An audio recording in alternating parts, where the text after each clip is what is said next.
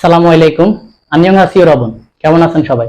Learn Korean with Poran page থেকে আপনাদেরকে স্বাগতম। আমরা এই পেজ থেকে কোরিয়ান ভাষার ইউবিটি পরীক্ষার জন্য পর্যায়ক্রমে বিভিন্ন ভিডিও আপলোড করব। তো প্রথমে আজকে আমরা কোরিয়ান ভাষার আবিষ্কার বা কোরিয়ান ভাষা উৎপত্তি সম্পর্কে কিছুটা ধারণা নেওয়া যাক।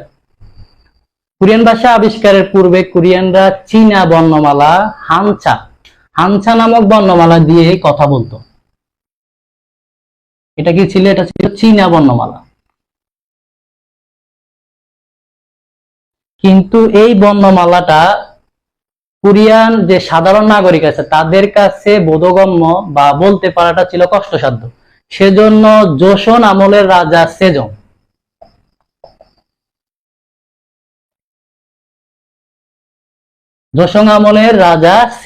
1443 খ্রিস্টাব্দে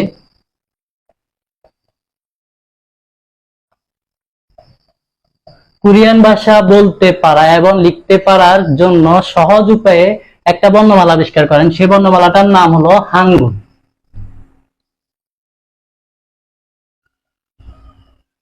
বর্তমানে যে কোরিয়ান ভাষা বর্ণমালাগুলো আছে সেটাকে হাঙ্গুল নামে অভিহিত করা হয়।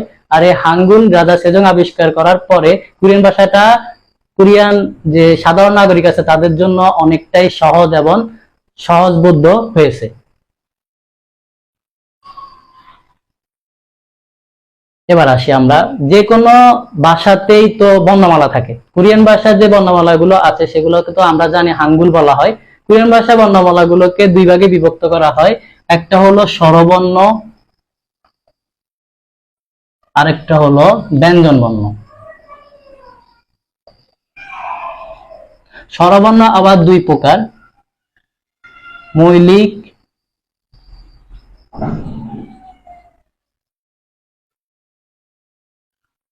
যৌগিক অথবা যুক্ত স্বরবর্ণ। ব্যঞ্জন বর্ণ দুই প্রকার, মৌলিক যৌগিক অথবা যুক্ত স্বরবর্ণ। স্বরবর্ণকে কোরিয়ান ভাষা বলে মৌউম, আর যুক্ত স্বরবর্ণকে কোরিয়ান ভাষা বলে ইজুং মৌউম। ব্যঞ্জন বর্ণকে কোরিয়ান ভাষা বলে জাউম। যৌগিক ব্যঞ্জন বর্ণকে কোরিয়ান ভাষা বলে ইজুং জাউম।